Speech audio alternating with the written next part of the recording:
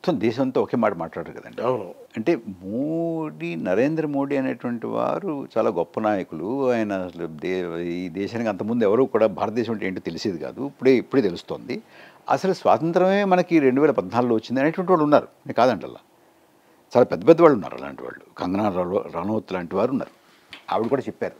14లోనే మనకి స్వాతంత్రం వచ్చింది. అంతకుముందు మనకి అసలు ఎక్కడ ఉండేవాళ్ళో మనకు తెలియదు అనేటువంటిది. అలాంటి వాళ్ళు లేరంటల్లా ఉన్నారు. కానీ ఇవాళ దేశంలో నిరుద్యోగం చాలా ఎక్కువగా ఉన్నది. పిల్లలకి ఎవరికి ఉద్యోగాలు దొరకడం లేదు. ఇవాళ యువతలో నిరుద్యోగం దాదాపుగా 24% ఉంది. ఇది ప్రపంచంలోకెల్లా ఎక్కువగా ఉన్నటువంటి దేశాలతో పోల్చేలాగా ఉంది. One of the highest youth unemployment. ఇది వాస్తవం. రెండోది, మనకి అసమానతలు ఎంతగానో పెరిగిపోయాయి. సంపన్నులు బాగా సంపన్నులయ్యారు, పేదవారు మరింత పేదవారయ్యారు అనేటువంటిది ఇది ప్రపంచంలో ప్రసిద్ధికెక్కినటువంటి వారు చెప్తున్నాడు. ఈ వరల్డ్ ఇన్ఈక్వాలిటీ ల్యాబ్ చెప్తున్నాడు. అంటే దేశంలో ఉన్నటువంటి 1% ప్రజల దగ్గర 22% ఆదాయం, 1% ప్రజల దగ్గర 40% ఆస్తులు ఉన్నాయి అనేటువంటిది వచ్చింది. ఇదివరకు 125 మంది బిలియనీర్లు ఉంటే ఇవాళ 175 మంది బిలియనీర్లు ఉన్నారు. అంచేది బాగా పెరిగిపోయింది. డబ్బున్న వాళ్ళు లేని వాళ్ళ మధ్య గ్యాప్ బాగా పెరిగిపోయింది. అంటే ప్రపంచంలోనే బాగా అంతరాలు ఉన్నటువంటి దేశాల్లో మన దేశం కూడా వారి సరస్సును చేరింది. ఇదొకటి.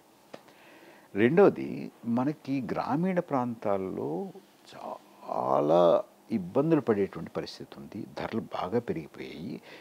దాని సాక్ష్యం కావాలంటే మీకు గత ఆర్థిక సంవత్సరంలో మొత్తం ఆర్థిక సంవత్సరానికి మన్రేగా మహాత్మా గాంధీ జాతీయ ఉపాధి హామీ పథకానికి ఎంత కేటాయించారో, సంవత్సరం మొత్తం మీద ఎంత కేటాయించారో అది 6 నెలల్లో అయిపోయింది. అంటే మీరు 250 ఇచ్చినా సరే మినిమం వేజ్ కనీస వేతనానికైనా మేము ఏదో పని చేయడానికి మేము సిద్ధంగా ఉన్నాము అనేటువంటి పరిస్థితికి వచ్చింది. ధరలు పెరిగిపోయాయి. గ్రామీణ ప్రాంతాల్లో పరిస్థితి లేదు. యువతలో నిరుద్యోగం బాగా పెరిగిపోయింది. అసమానతలు బాగా పెరిగిపోయాయి. రైతులు తృప్తిగా లేరు. అంతకుముందు వారు ఉద్యమాలు చేశారు, మళ్ళీ ఉద్యమం మొదలుపెట్టారు. అంతకుముందు ఉద్యమం చేస్తే దగ్గరగా 753 మందినో ఎంతమందినో కాల్చి చంపారు. వాళ్ళని నానా మాటలు అన్నారు. అప్పుడు ఏదో వాగ్దానాలు చేశారు. ఆ వాగ్దానాలు తీర్చలేదని మళ్ళీ రోడ్డెక్కారు. వీళ్ళని ఢిల్లీ రానివ్వకుండా ముళ్ళ కంచెలు వేసేసి, గోతులు తవ్వేసి, లాఠీలతో కొట్టి, బాష్పవాయువు ప్రయోగించి వాళ్ళని ఆపుతున్నారు. వాళ్ళు అడుగుతున్నారు, చైనా వాళ్ళు మన దేశంలో చొరబడి 4000 చదరపు కిలోమీటర్లు వారు ఆక్రమించి కూర్చుంటే వాళ్ళ మీద ప్రయోగించినటువంటివన్నీ మా మీద ప్రయోగిస్తారంటే అని అడుగుతున్నారు.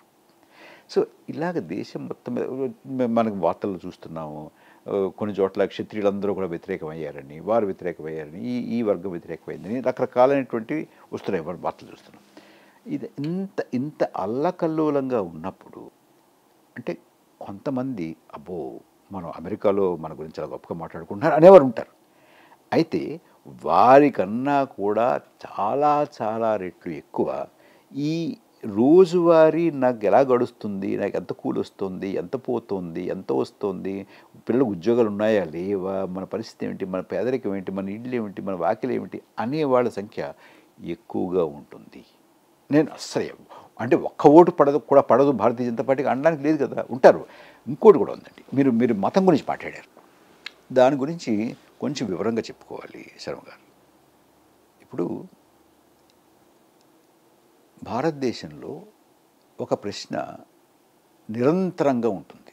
ఎప్పటి నుంచో ఉండేది, ఇప్పుడు ఉంది, ఇక ముందు కూడా ఉంటుంది. అదేం ప్రశ్న అంటే, ఈ దేశం ఎవరిది?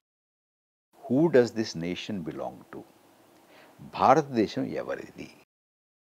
భారతదేశం హిందువులది, ఇది హిందువులకే చెందాలి, మిగతా వాళ్ళందరూ ఉంటే ఉంటారు, పోతే పోతారు, ఉన్నా కూడా అణిగిమణిగి ఉండాలి అనేటువంటిది ఒక వాదన. ఆ వాదన ఇవాళ కొత్తగా వచ్చింది కాదు. ఆ వాదన అనేక దశాబ్దాలుగా ఉంది, బహుశా శతాబ్దాలుగా ఉంది. కానీ ఈ దేశం అందరిది. ఈ దేశంలో అన్ని మతాలు కలిసిమెలిసి ఉండాలి, సౌభ్రాతృత్వంతో ఉండాలి, సమానంగా ఉండాలి, లౌకికవాదం ఉండాలి, ఇందులో ఉన్నటువంటి వైవిధ్యాన్ని గౌరవించేటువంటి మనస్తత్వంతో కలిగి ఉండాలి అనేటువంటి వాదన. ఈ రెండు వాదనలు భారతదేశం ముందు ఎప్పుడూ ఉంటాయి కూడా ఇక ముందు. ఈ మొదటి వాదన ఇది హిందువులదే అనేటువంటి వాదనకి కొంతమంది ఎప్పుడూ దానికి మద్దతుగా నిలబడతారు, నేను కాదంటల్లా. కానీ ఈ దేశం అందరిది, ఈ దేశంలో అందరికీ సమానం, ఈ దేశం అందరిది, ఈ దేశం మీద అందరికీ సమానమైనటువంటి హక్కు ఉంది. ఈ దేశం నాది అనేటటువంటి మాట మాట్లాడడానికి మతం ఒక ప్రాతిపదిక కాదు.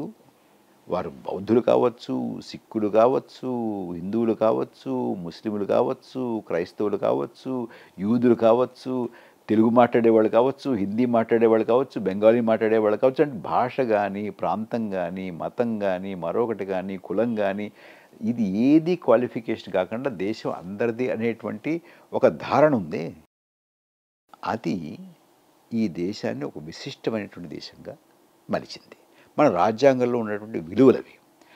దానికి ఆ వాదన పక్షాన ఎక్కువ మంది నిలబడుతూ వచ్చారు. మరీ కూడా దాని గురించి ఆ వాదన పక్కనే నిలబడతారు అనేటువంటిది మనం చూస్తున్నాం, మన కళ్ళెదురుగా కనపడుతుంది. మొదటి వాదన 2014లో 19లో ఆ వాదన వల్ల నెగ్గేము అనుకుని ఆ భ్రమలో ఉండి మళ్ళీ ఆ వాదన పట్టుకొస్తున్నారు. కానీ ఆ వాదన ఎప్పుడూ కూడా ఈ దేశంలో విజయవంతం కాలేదు. అంటే మీరు అంటున్నది ఈ సెక్యులరిజం అనేది సార్ అందరినీ విభిన్న సంస్కృతులు, మతాలు, కులాలు, భాషలు అనేక సమ్మేళనం కదా భారతదేశం అనేది. ఒక మినీ ప్రపంచం లాంటిది కదా భారతదేశం. సరే, మన హిందూ సంప్రదాయాన్ని, ఆచారాన్ని చెవాళ్ళు ఎక్కువ మంది ఉన్నది అనేది అది స్టాటిస్టికల్ సమాచారం, అది కరెక్టే. కానీ మేము వీళ్ళు బీజేపీ వాళ్ళ నుంచి వినపడుతున్న మాట అంటే మేము కూడా అన్ని మతాలని గౌరవిస్తాము, అందరినీ గౌరవిస్తాము. అలాగే మన సనాతన సంప్రదాయాన్ని, హిందుత్వాన్ని కాపాడతాము, అందరినీ గౌరవిస్తాము. ఎవరైతే ఈ దేశానికి వ్యతిరేకంగా ఉంటారో, వ్యతిరేకంగా ఆలోచిస్తారో వాళ్ళ మీదే మాకు కంప్లైంట్ కానీ, వాళ్ళ మీదే మాకు కోపం కానీ, ఈ దేశభక్తులు కాని వాళ్ళ మీద మాకు కోపం కానీ, దేశభక్తి కలిగిన వాళ్ళు, ఈ దేశాన్ని గౌరవించే వాళ్ళు మేము ఎటువంటి ఇబ్బంది లేదు, రక్షణకి ఏం సమస్య, ఎటువంటి ఇబ్బంది రాదు అని కూడా వాళ్ళు అంటున్నారు కదా. అంటున్నారండి.